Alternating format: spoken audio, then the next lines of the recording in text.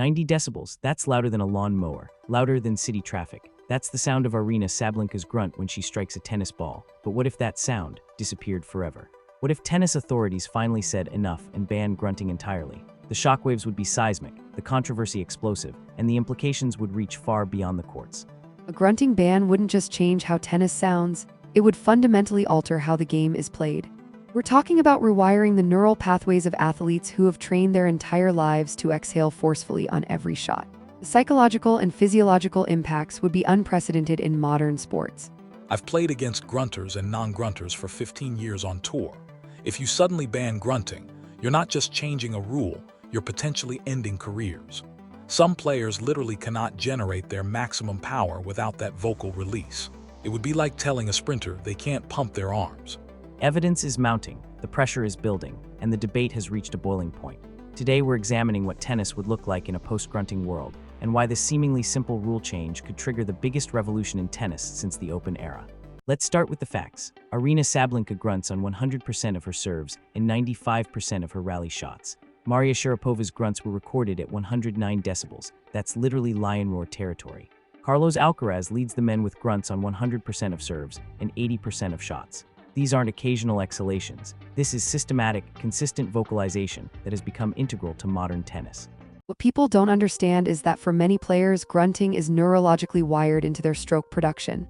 When Sabalenka says, "I don't even hear myself when I'm playing," she's describing a deeply ingrained motor pattern.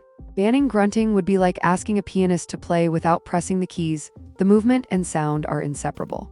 But the complaints are getting louder than the grunts themselves. Here's what happened when fan tennis purist 2025 attended Sabalenka's recent match.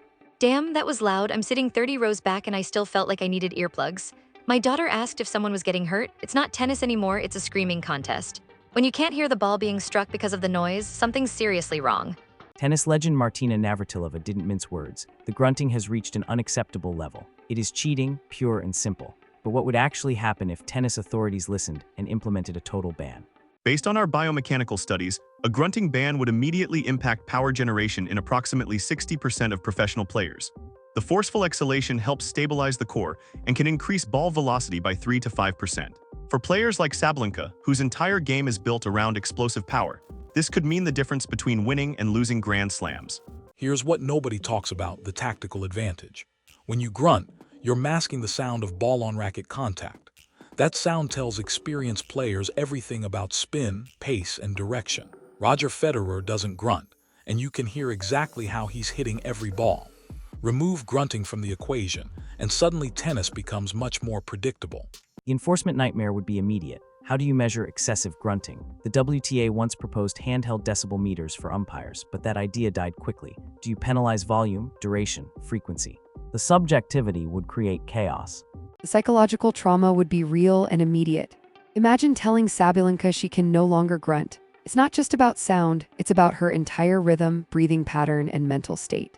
We'd see a spike in unforced errors, decreased confidence, and potentially career-ending adjustments. Some players might never recover. But here's where it gets interesting. The potential benefits are massive. Sudden silence would reveal the pure artistry of tennis. Every subtle sound of ball contact, every strategic placement, every technical nuance currently drowned out by screaming would become audible.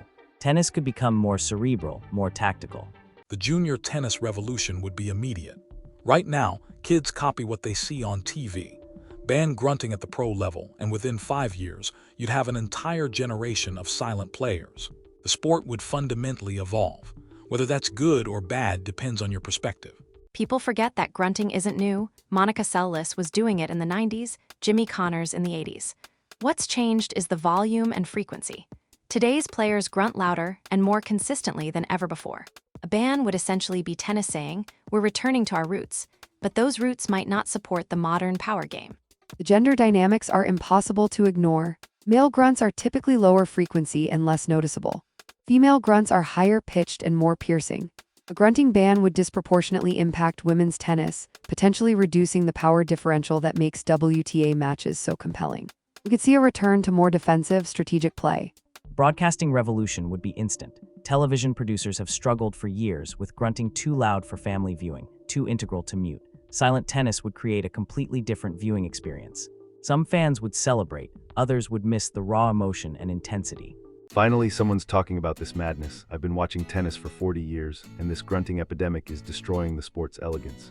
You want to know what real tennis sounds like? Listen to Federer, listen to Djokovic when he's not overdoing it. You hear the ball, the footwork, the strategy. That's tennis. This screaming contest we have now, it's a circus act. But the economic implications would be staggering. Grunting has become part of player branding. Sabalenka's grunt is as recognizable as her backhand. Sharapova built an empire partly on her distinctive sound.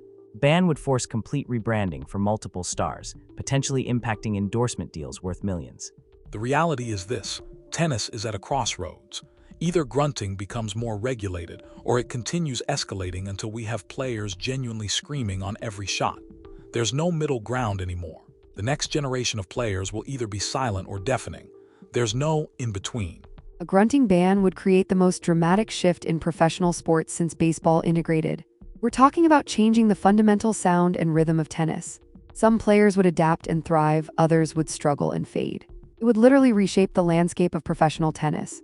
Professor Martinez, Marcus, thank you for helping us explore this seismic possibility. We've seen how a simple rule change could trigger a revolution in professional tennis.